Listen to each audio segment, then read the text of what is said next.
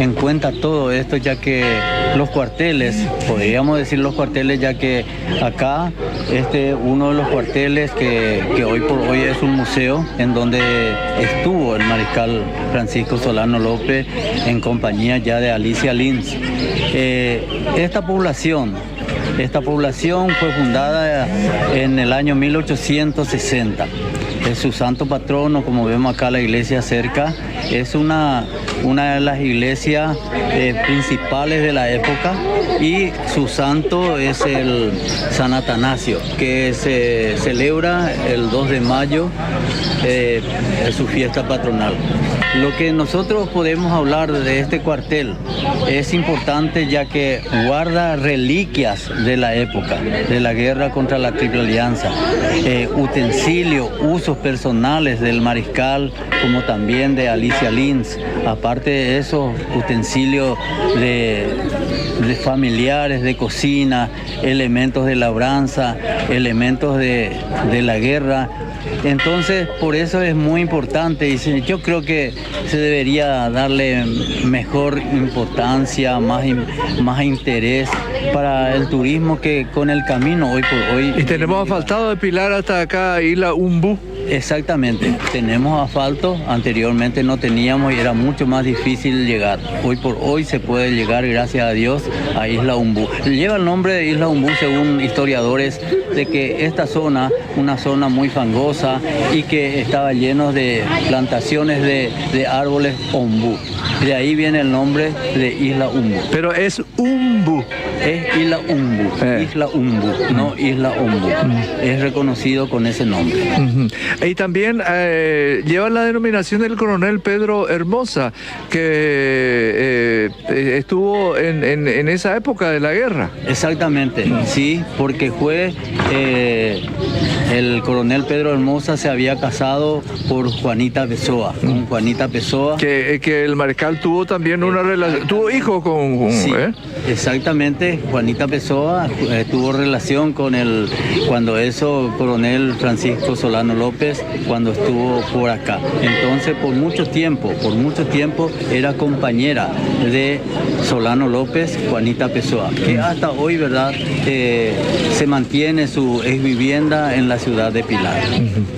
Ahora, estamos insistiendo, profesor Brizuela, de que las personas que visitan Pilar pueden venir acá a la isla Umbú porque hay ruta asfaltada. Sí, realmente es muy fácil. Ustedes se dieron cuenta de que... Minutos. En minutos nada más estamos llegando a Isla Umbú, un lugar histórico como también Paso de Patria, como Humaitá, como Curupaytí. En esta zona Isla Umbú es uno de los baluartes también como cuartel general de la época de la guerra contra la Triple Alianza. Con el historiador, el magíster Juan Esteban Brizuela, y nos detuvimos un poquitito más en el Museo Humaitá, porque Umbú, porque hablamos con la licenciada Dalmi Miranda. Ella nos explicó, ella es la que está ahí. Encargada. Y hay una cuestión puntual, ¿verdad? Por motivo de rubro, lastimosamente nos decepcionó un tanto porque estaba cerrado el museo. Y después vinieron las gestiones y nos abrieron las puertas de par en par. Total. Lo ideal es que, vieron que éramos 40 y más, entre docentes y estudiantes e invitados, invitadas especiales como usted, por ejemplo, y conversamos con Dalmi Miranda. Excelente, así que vamos a escuchar lo que expresó. ¿Qué posee este museo de Isla Umbú? Si podés indicarnos, el público, qué es lo que puede venir a observar aquí en este lugar. Isla Umbú, la reorganización de este pueblo es el 8 de agosto de 1860. Tenemos un caserón que lleva el nombre de un excombatiente de la guerra del 70, que es del coronel Pedro Alcántara Hermosa. Tenemos riquezas invaluables de objetos de valor de la guerra. Voy a estar comentándole un poquitito de lo que tenemos. Tenemos 23 obras pintadas por el pintor Bartolomé Martínez. ¿Qué encarnación? Que es encarnación, que nos resalta de cómo fueron sucediendo las batallas. Otros objetos de valor que fueron utilizados por nuestros abuelos, que son los baúles que eran utilizados como ropero. Tenemos también una réplica de la cama que se trajo de Encarnación, una cama que sería una igual a la que utilizó Juanita Pessoa. En las otras dependencias tenemos infinidad de cosas, una madera huecada inclusive que servía para guardar los alimentos, comidas comestibles.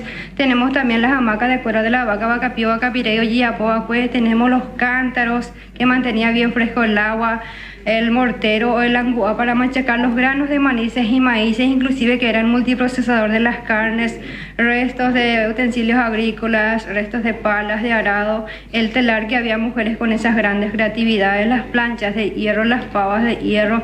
Tenemos también en las otras dependencias lo que fue realmente el templo de San Carlos de Borromeo, que fue inaugurado en el año 1861, que albergó al grueso del ejército paraguayo. Fue considerado uno de los más grandes dentro de América del Sur, esas grandes iglesia. Tenemos también en las otras dependencias los cuadros hermosos, ¿verdad? El benefactor cultural de estos hermosos cuadros es Denis Ben. Se hizo un convenio y ya Secretaría y Municipalidad. Tenemos diferentes objetos, imágenes de cómo fueron sucediendo las batallas. Vamos a estar viendo las imágenes de un soldado de artillería que sería el general Gene cuando se hizo la entrevista en Yatay-Ticorá. Tenemos también en las imágenes el mariscal encima de su caballo blanco, lo que es el cruce San Fernando, Capitán Bado. Capitán Bado fue un soldado guasucueño que tenía la gran habilidad de esconderse debajo del agua mucho tiempo y así llevar a los soldados a sus campamentos. En otras imágenes vamos a estar viendo de cómo realmente fue el templo de San Carlos de Borromeo. Tenemos también cuando se hizo las excavaciones en Curupaytí, donde murieron más de 9.000 a 10.000 aliados y los paraguayos solamente 92. Tenemos en otras imágenes un cuadro grande que nos resalta en nuestro museo y de cómo las mujeres entregaron sus joyas al mariscal en aquel entonces. En Asunción, la mamá del mariscal Juana Carrillo fue la que encabezó con mujeres asunciones por más de 5 meses para que se pueda juntar todo lo que sea de valor, inclusive solamente una partecita el mariscal les pidió para que ellos puedan donar para ayudarle un poquitito más ahora con los gastos de la guerra. Tenemos también en los cuadros las imágenes del mariscal, de Elisa Liz, de Pancha Garmendia, otras imágenes donde los niños fueron masacrados y las mujeres que lucharon para poder defender la patria. Tenemos también de cómo se movilizaban en una madera huecada, ¿verdad?, que era su transporte fluvial. Tenemos de cómo quedó lo que es la ruina de Humaitá. En las otras dependencias tenemos todos los objetos valiosísimos que fueron utilizados también en la iglesia. Tenemos el púlpito, en donde los obispos se subían para hacer la misa y la homilía. Tenemos el confesionario, personas creyentes antes de empezar la misa se confesaba y también los niñitos. Tenemos un armonio que fue utilizado bastante tiempo en la sala de San Atanasio, las tejas antiguas, los ladrillos antiguos. Tenemos también las casullas que fueron utilizadas por los obispos para la fiesta, para la ceremonia. Hoy en día solamente se cambia el guardapolvo y las estolas de color. Tenemos una madera huecada que nos resaltó la creatividad del pintor Bartolomé Martínez, de que ellos se movilizaban para poder transportar a los heridos y también para poder movilizarse. En cuanto a las cruces, tenemos también que hubo muchos soldados que no se conocieron quiénes fueron, que no se registró, ¿verdad?, que no llegó a quemaba. Y hasta acá es lo que yo puedo explicarle de esta casa de estilo colonial. Muchas gracias. Bien, entonces la explicación es Isla Umbú por parte de la licenciada Dalmi Miranda. Luego nos trasladamos a Humaitá. La histórica ciudad de Humaitá. Que según los lugareños se va a faltar, ¿cómo hace falta? ¿Cómo se requiere un lugar tan histórico, una zona? No solamente un lugar, Humaitá. Ahí tenés, durante 2 años, se desarrollaron ahí en ese perímetro, en ese sector, sí, los combates y demás, incluso la pausa y demás. Vos qué sabés si vos naciste en Humaitá y no te conoces. Vos estás en un lugar histórico también, tu casa, la casa de tus padres, en Paso Pucú. Y ahí conversamos con Karen Sosa, es la responsable del museo en Humaitá. Muy bien. Bueno, a ver, ¿qué puede comentarnos a usted con relación a Humaitá? Sí, tenemos acá en Humaitá nosotros mucha historia para ofrecer a todos los que se animen a venir hasta acá. Tenemos historia, tenemos cultura, tenemos tradición, tenemos paz y tranquilidad. Acá en nuestro museo nosotros nos dedicamos a contar la historia de la guerra de la Triple Alianza, pero enfocándonos un poquito más en lo que pasó en Humaitá. durante esta guerra, que pasaron un montón de cosas. Este fue el epicentro del sistema defensivo que tenía el Mariscal López en esta zona. Más de 2 años de la guerra transcurrieron por acá, entonces tenemos mucha historia para comentar. ¿Y lo que podemos ver en el museo? Sí, tenemos un montón de objetos, todas son reliquias de la época de la Guerra de la Triple Alianza, desenterrados acá en la zona de Humaitá. Es nuestro acervo, donación de la gente que vive en Humaitá y que fue trayendo para que se pueda observar, para que la gente pueda ver. Tenemos desde balas de cañones, tenemos bayonetas, tenemos restos de sables, tenemos un cañón entero y un montón de cosas más que se puede ver, aparte de el relato que ofrecemos para que la gente pueda conocer la historia de Humaitá. Claro, ese relato es un video, ¿no?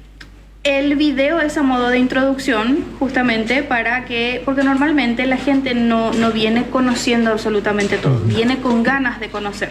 Entonces el video es una introducción, luego en las siguientes salas es el relato que damos nosotras las guías sobre la historia de Humaitá, la historia de las ruinas, la historia de la batería Londres, la fortaleza de Humaitá y por último Curupaytú. Bueno, la historia, por darle un inicio, con la inauguración de la iglesia y posterior a eso, ¿en qué tiempo los bombardeos de esos años que la guerra tuvieron su epicentro en estos sectores? Sí.